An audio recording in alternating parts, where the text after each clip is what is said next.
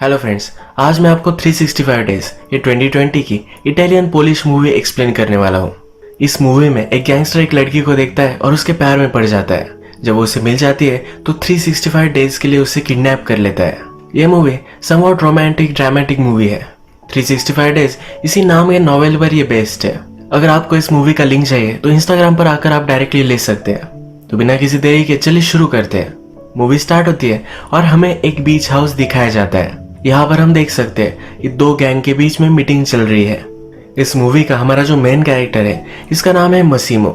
यहाँ इस मीटिंग में मसीमो के फादर दो लोगों से बात कर रहे हैं। इन दो गैंगस्टर ने बहुत सारी लड़कियों को किडनैप कर लिया है, पर उन्हें कंट्री से बाहर ले जाने में इन्हें बड़ी सी प्रॉब्लम है। ये प्रॉब्लम सॉल्व करने के लिए मसीमो के फादर के पास वो आए हुए हैं। मसीमो के फादर एक बड़े माफिया गैंग के बॉस है, तो ये सब वो कर सकते हैं, पर उन्हें ये सही नहीं लगता। ये उन्हें मना कर देते हैं क्योंकि इनके रूल्स के वो खिलाफ है। जब ये मीटिंग चल रही है तब मसीमो बीच पर लॉरा को देखता है। लॉरा ये हमारी मेन कैरेक्टर है। मसीमो उसे देखकर बहुत ही अट्रैक्टेड होता है। मसीमो के फादर उसके पास आते हैं और कहते हैं कि दोनों बहुत ही घटिया लोग थे, पर फिर भी हमें इनके साथ बिजनेस करना ही पड़ेगा। आगे चलकर हमारे काम में ये आ सकते हैं। लॉरा को देखते हुए मसीमो को उसके फादर नोटिस करते हैं। मसीमो के फादर कहते हैं कि वो ब्यूटीफुल है, पर फिर भी तुम्हें जरा केयरफुल रहना पड़ेगा। खूबसूरती तुम्हें बर्बाद कर छोड़ सकती है। फादर मसीमो को जरा सीरियस होने के लिए कहते हैं। सब बिजनेस फादर को ही संभालना पड़ता है और मसीमो ज्यादा उसमें इंटरेस्ट नहीं लेता। आगे चलकर मसीमो को ही सब कुछ रन करना पड़ेगा, इसलिए उसे कहते हैं कि अब जरा तुम सीरियस हो जाओ। ये दोनों बात ही कर रहे हैं, तभी मसीमो के फादर को गोली लग जाती है। ये गोली किसने चलाई थी ये हमें पता नहीं चलता, पर इसमें मसीमो भी इंजर्ड हो जाता है। फादर की यही डेथ होती है, पर मसीमो बच जाता है। इसके बाद थोड़े दिन गुजर चुके हैं। मसीमो पूरी तरह से रिकवर हो चुका है। उसके अकाउंटेंट से मीटिंग चल रही है, ये हम देख सकते हैं। उसके अकाउंटेंट्स उसे कहते हैं कि आपके फादर के मर जाने के बाद उनकी सिर्फ 30% रेवेन्यू आपको मिलेगी। मसीमो कहता है कि मैंने तुम्हें सब कुछ पैसे दे दिए थे, उससे क्या करना था ये तुम्हारी रिस्पॉन्सिबिलिटी थी। मुझे ये मत बताओ कि मुझे सिर्फ 30% ही मिलने वाले हैं। मसीमो पर कोई भी एग्री नहीं करता, तो सबकी फाइल मसीमो के पास है। इन फाइल्स में कई लोगों के अफेयर्स भी होते हैं। मसीमो फिर कहता है कि तुम्हारी भी बड़ी कंपनी है, अगर मैं सब आउट पब्लिकली कर दूंगा तो सब शेयर तुम्हारे भी डूब जाएंगे और बचे खुचे पैसों में से तुम्हारी कंपनी में बाय कर लूंगा और तुम्हें ही फायर करूंगा। सब डर जाते हैं। मसीमो कहता है कि जो भी सब पैसे है वो सब मुझे मिल जाने चाहिए और उस पर वो 10% इंटरेस्ट भी लेने वाला है। इस सीन से मसीमो किस तरह का स्ट्रॉन्ग कैरेक्टर है ये हमें पता चलता है। इसके पैरेलल सीन में लॉरा एक मार्केटिंग मीटिंग में है। लॉरा की कंपनी में एक बड़ा सा लॉस हुआ है। उसका कोवर्कर उसे कहता है कि तुम्हारी वजह से हुआ है। लॉरा इजीली विक्टिम हो जाए इस तरह का कैरेक्टर नहीं है। वो भी यहाँ फाइट करती है। जो फैक्ट जिस तरह से थे वो उसी तरह से कहती है। उसका जॉब जाने वाला था पर उसे वो सेव कर लेती है। इसके बाद हम देखते हैं कि लॉरा अपने घर आती है। उसका एक बॉयफ्रेंड है। आज वो उसके साथ इंटीमेट होना चाहती है, पर उसका बॉयफ्रेंड कहता है कि कल हमारी फ्लाइट है, तुम जरा आज आराम कर लो। इनकी रिलेशनशिप कई दिनों से सही नहीं चल रही, इस वजह से एक ट्रिप लेना चाहते हैं। लॉरा फिर रात में अपने आप को ही प्लीज कर लेती है। नेक्स्ट सीन में हम देखते हैं कि लॉरा और उसका बॉयफ्रेंड हॉलीडे के लिए आ चुके हैं। लॉरा का बॉयफ्रेंड उसे डिनर के लिए लेकर जाता है। यहाँ लॉरा के फ्रेंड्स भी है। उसके लिए एक बड़ा सा टोस्ट करता है। ये सब बात ही कर रहे हैं, तभी हम देखते हैं कि उनके लिए शैंपेन की बोतल आती है। इन्होंने ऑर्डर नहीं की, पर किसी ने उन्हें गिफ्ट की है। लॉरा थोड़ी देर में वॉशरूम जाती है। यहाँ वो मसीमो से टकराती है। इससे हम बोल सकते हैं मसीमो ने ही वो बोतल उसे भेजी थी। नेक्स्ट सीन में हम देखते हैं कि नेक्स्ट सुबह लॉरा अपनी फ्रेंड ओल्गा के साथ हैंग आउट करती है। लॉरा का बॉयफ्रेंड उसे बाहर लेकर जाने वाला था, पर वो अकेला ही चला गया।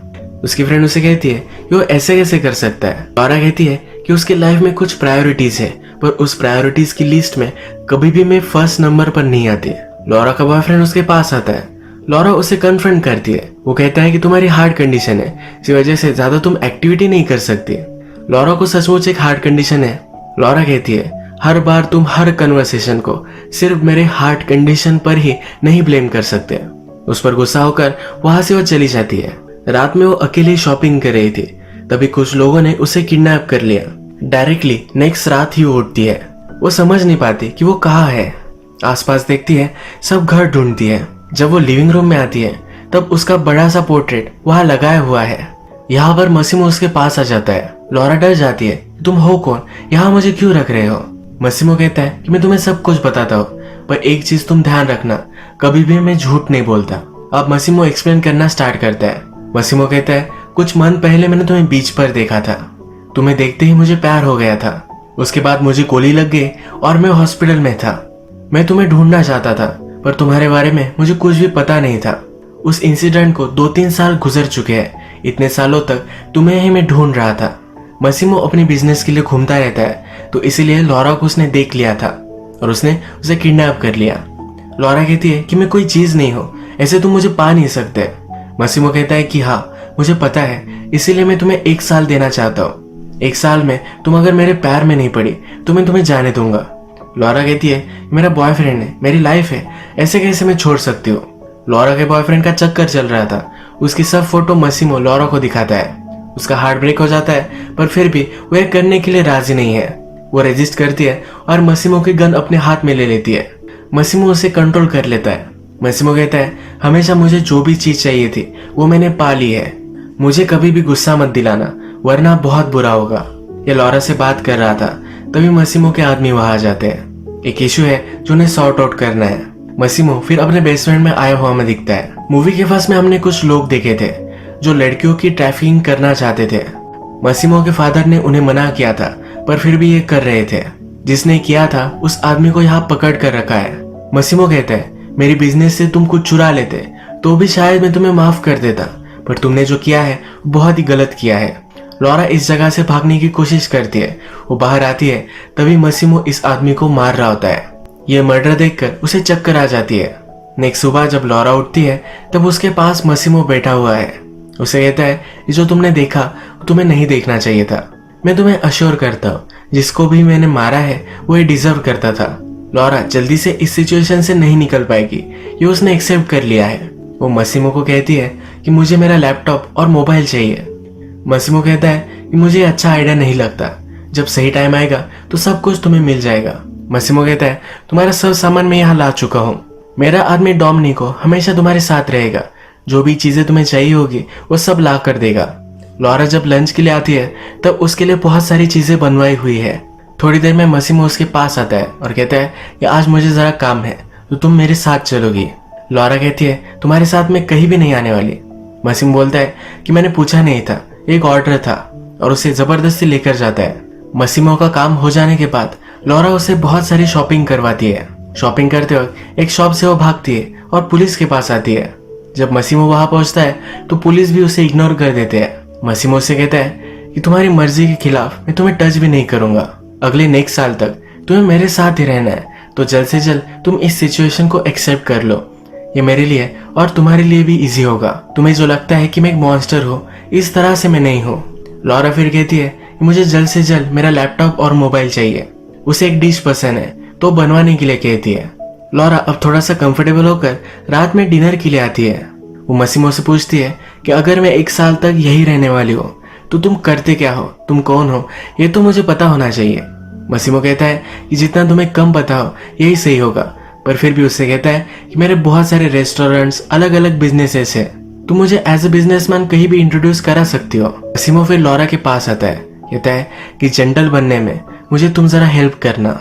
लॉरा रात में अपने बेडरूम में आती है तब उसका लैपटॉप और फोन उसे मिल चुका है। वो अपने मदर को और फ्रेंड्स को कॉल कर देती है। उसके बॉयफ्रेंड के रूम में मसीमो ने ऑलरेडी एक लेटर रखवाया था जिसमें लिखा था कि लॉरा उसे हमेशा के लिए छोड़कर जा रही है, इसलिए उसका बॉयफ्रेंड उसे नहीं ढूंढ रहा था। लॉरा सबको इन्फॉर्म करती है कि एक नई कंट्री में उसे जॉब मिल चुका है और सबको वो जल्दी से जल्द मिलने के लिए आएगी। लॉरा जब सोती है तो मसीमो उसके पास आकर सो जाता है। सुबह होने पर लॉरा नोटिस करती है। अब मसीमो को चिढ़ाने के लिए उसके सामने ही नहाती है। मसीमो ने उसे कहा है कि जब तक वो उसे अलाउड नहीं करेगी तब तक वो उसे टच नहीं करेगा, तो उसे पूरी तरह से वो चिढ़ाने वाली है। मसीमो चिढ़कर उसे कहता है कि हमेशा मुझे जो चीज चाहिए थी वो मुझे मिल चुकी है, तुम मुझे ज्यादा चिढ़ाओ मत वरना तुम्हारा हाल बहुत बुरा होगा। आज मसीमो जरा बाहर जाने वाला है तो लॉरा को भी अपनी फ्लाइट में लेकर जाता है। लॉरा रजिस्ट कर रही थी तो उसे उसने पूरी तरह से बांध दिया है। यहाँ इस फ्लाइट में उसे रिझाने की कोशिश करता है तो फिर से उसे कहता है जब तक तुम मुझे हाँ नहीं करोगी तब तक मैं तुम्हें टच नहीं करने वाला। मसीमो को एम्बैरेस करना यही लॉरा का मिशन बन चुका है। मसीमो जब अपने ब्रदर से बात कर रहा होता है तब लॉरा वहां आती है।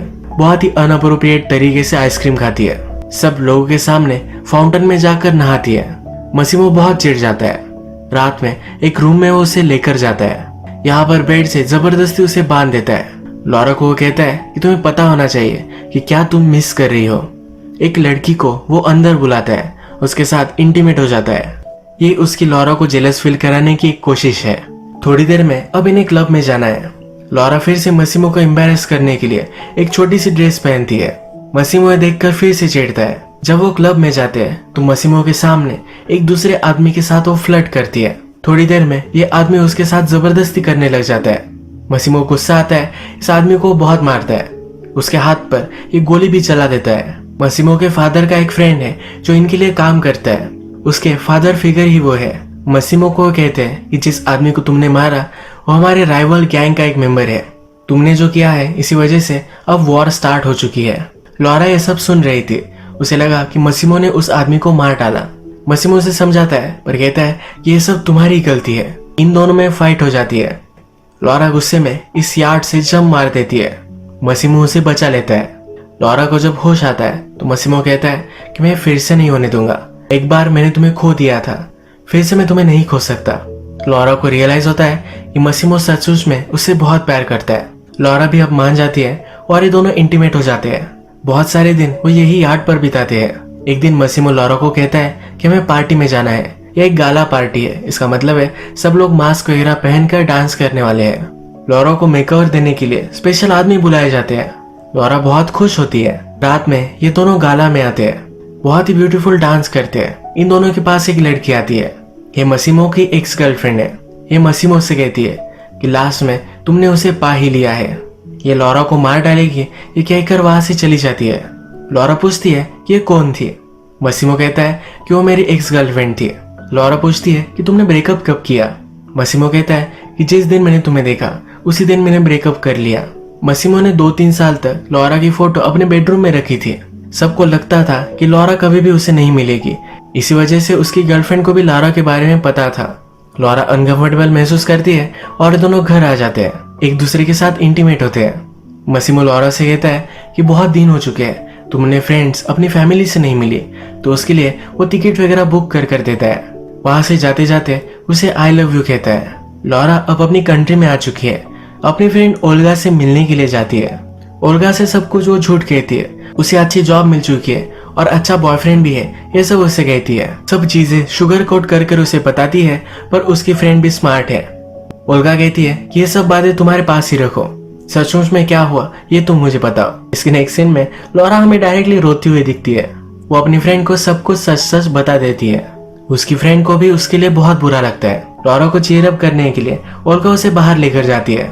ये मसाज करवाते हैं, न्यू हेयर कट करते हैं। ये दिन बहुत ही अच्छा सा वो बिताते हैं।